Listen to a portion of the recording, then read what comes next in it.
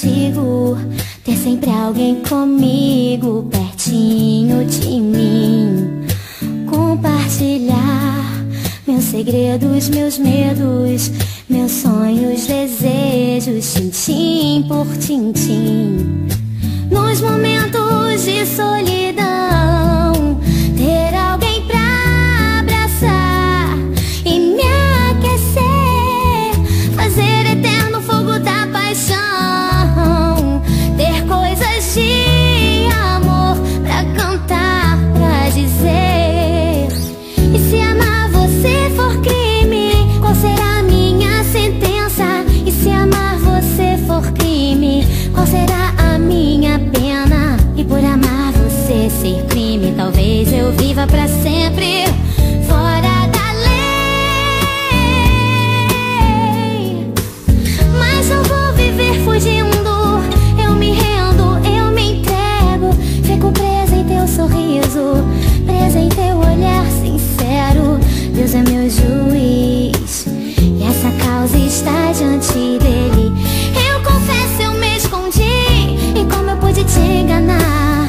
Eu confesso, não é crime, pois pra Deus nunca foi crime amar.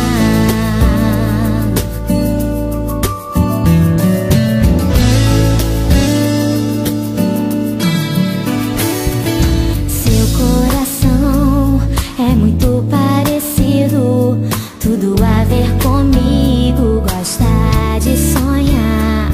Mas pra você sou sua melhor amiga, e de outra maneira não consegue me olhar. E todo dia, toda hora, em todo lugar, tão confidentes, tão amigos, pra rir ou chorar. E tanta gente cansou de falar, e lá no fundo eu sabia, mas eu temia acreditar. E se amar você for crime, qual será a minha sentença? E se amar você for crime, qual será a minha pena? E por amar você ser crime, talvez eu viva pra sempre fora da lei. Mas eu vou viver fugindo, eu me rendo, eu me entrego. Fico presa em teu sorriso, presa em teu olhar sincero. Deus é meu juiz e essa causa está diante dele.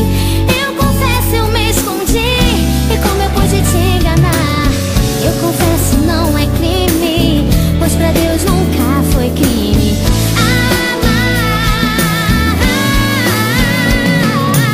E se amar você for crime, qual será a minha sentença? E se amar você for crime, qual será a minha pena?